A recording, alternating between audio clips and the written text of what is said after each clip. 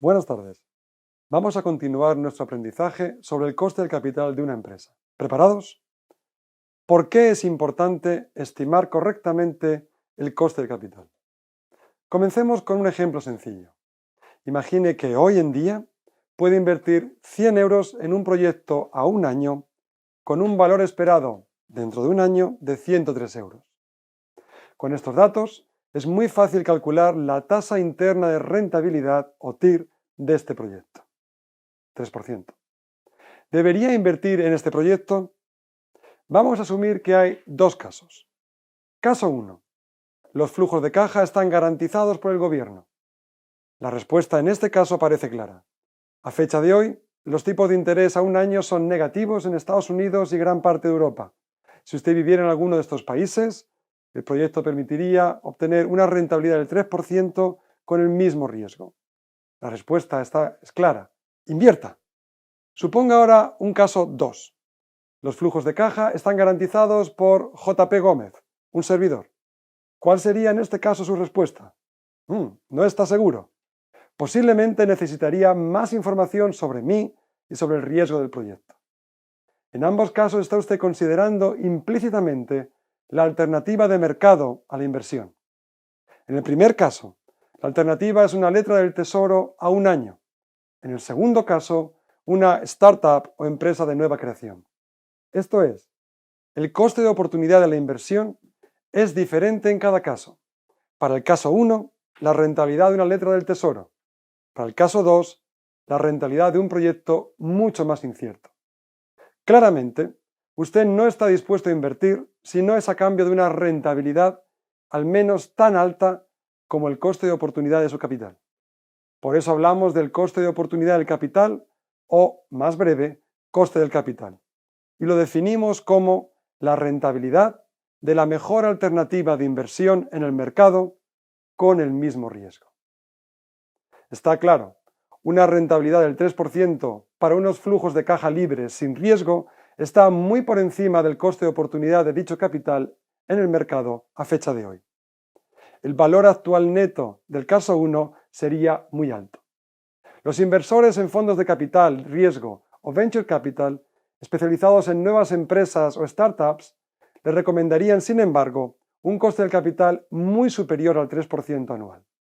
El valor actual neto del caso 2 será, con toda probabilidad, negativo.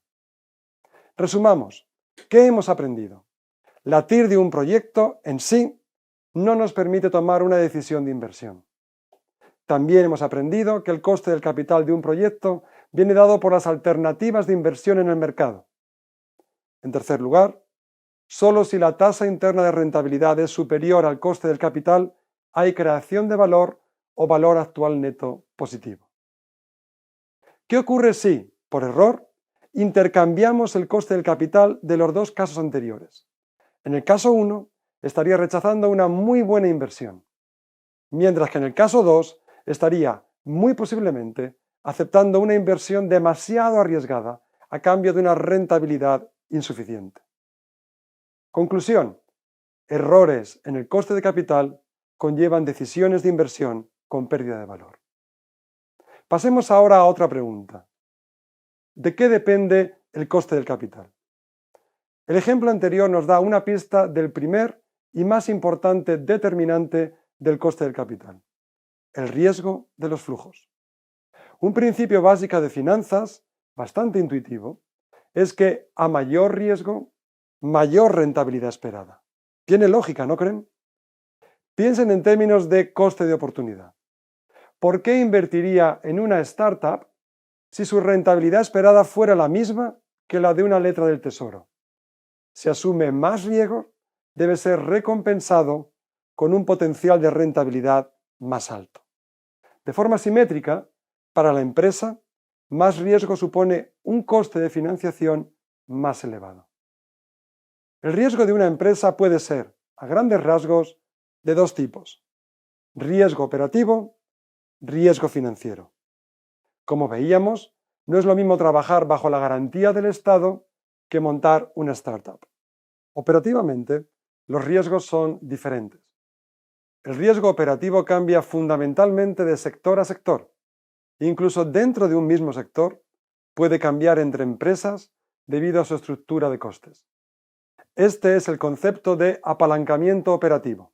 Esto es, empresas con mayor proporción de costes operativos fijos se dice que tienen un mayor apalancamiento operativo. Son empresas más arriesgadas, ya que, por ejemplo, en caso de una recesión, tendrían más problemas para reducir costes, reduciendo, por ejemplo, personal, y así disminuir el impacto de un menor volumen de ventas. El riesgo financiero también depende de unos costes fijos, pero en esta ocasión costes fijos financieros, como por ejemplo los intereses de los bonos o préstamos. Son los costes derivados de la deuda de la empresa. Una empresa más endeudada se dice que tiene un mayor apalancamiento financiero o leverage en inglés. También será una empresa más arriesgada.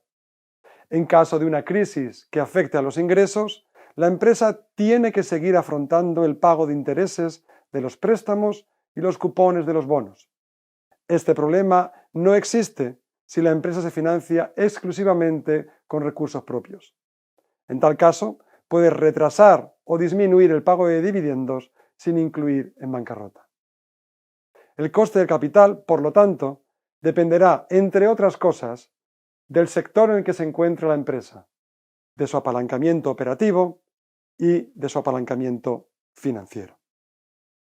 Pasemos ahora a un tercer tema. ¿Cómo se estima el coste de capital de una empresa? El coste de capital es un porcentaje. Si concluimos que el coste de capital de una empresa o proyecto es 6%, quiere decir que por cada 100 euros que obtengamos de capital, los inversores, sean accionistas o acreedores, esperan, en media, 106 euros dentro de un año. 6% es, por lo tanto, el coste de oportunidad de los inversores que corresponde con el coste del capital para la empresa. Son dos caras de la misma moneda. El coste del capital es, a su vez, la tasa de descuento que usaremos para determinar el valor actual neto de los flujos de un proyecto o una empresa. ¿Qué ocurrirá? Cuanto mayor sea el coste del capital, menor será el valor presente añadido de dicho proyecto o empresa.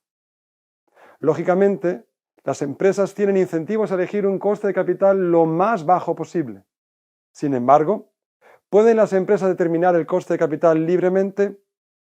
En una economía de mercado, no.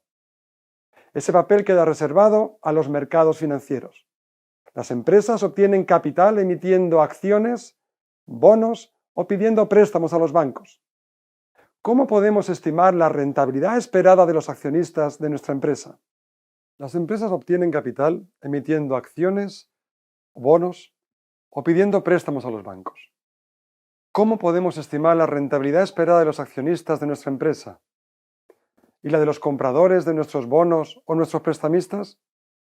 Les propongo la siguiente hoja de ruta. En el tercer vídeo de esta semana estudiaremos la rentabilidad histórica de acciones y bonos e introduciremos el concepto de prima de riesgo. Esto nos dará una perspectiva agregada de los costes de financiación del mercado. En el siguiente vídeo veremos el poder de la diversificación del riesgo y por qué esto es importante para determinar la rentabilidad esperada de los accionistas, o lo que es igual, el coste de los recursos propios de la empresa. Distinguiremos entre riesgo diversificable o idiosincrático y riesgo no diversificable o de mercado. En el quinto vídeo de esta semana aprenderemos sobre el modelo CAPM, Capital Asset Pricing Model.